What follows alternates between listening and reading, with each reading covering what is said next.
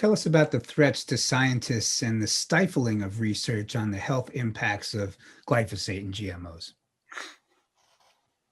I was one of the first people to cast a very big spotlight on scientists who've been beaten up by Monsanto's system.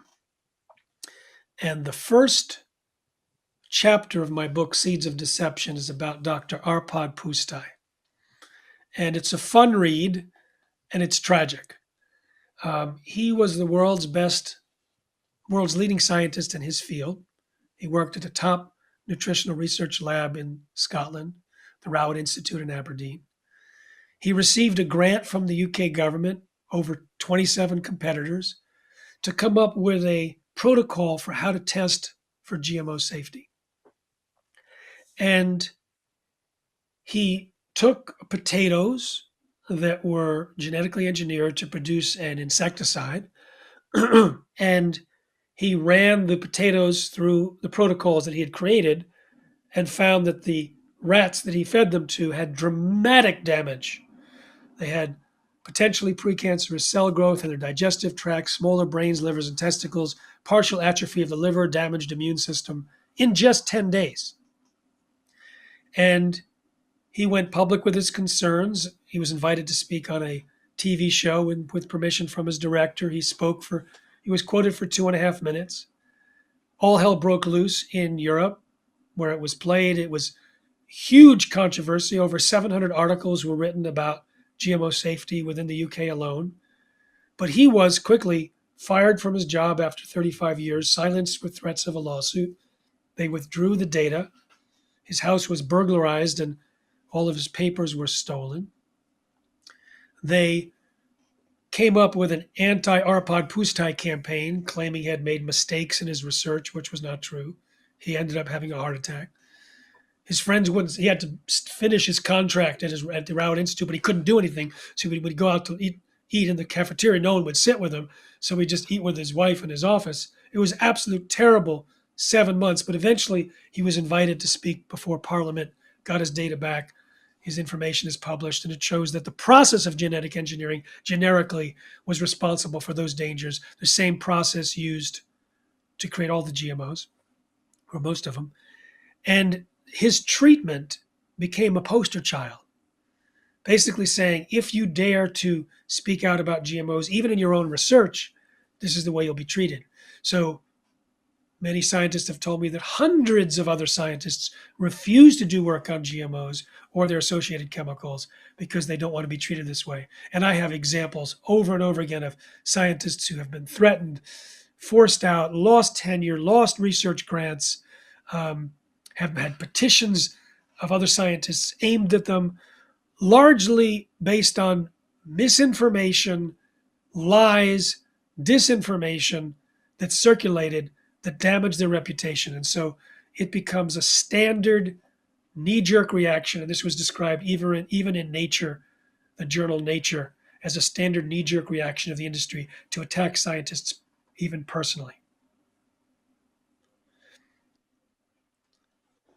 You mentioned the Monsanto Roundup trials. Can you tell us more about those?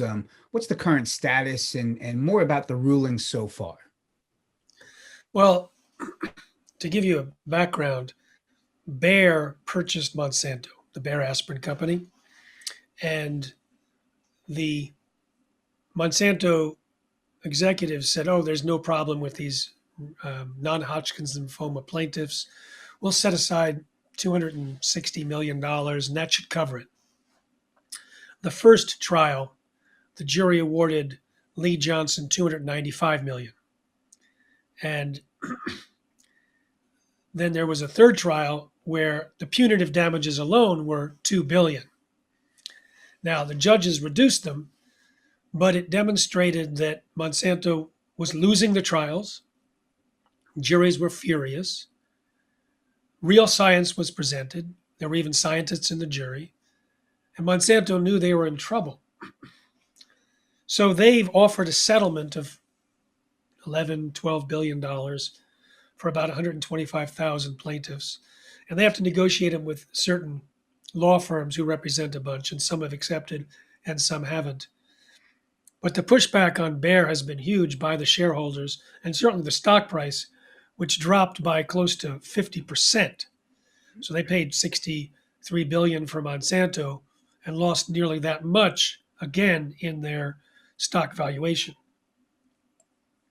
There's stockholders suing.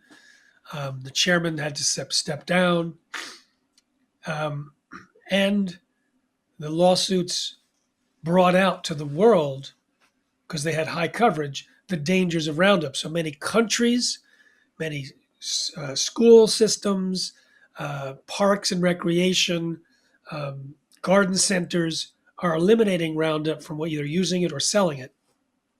And so it's kind of a shock heard around the world. And from my side, it was great to see all of the documentation showing in black and white how Monsanto came after me. I was listed, I was mentioned in the trial, in the last one. They had a memo about me, and they subject line was whack-a-mole. Like here, they said, Jeffrey's at it again, writing about the health dangers of GMOs to children. And I had quoted the UK Royal Society, the Canadian Royal Society, the EPA, all these different groups in my article.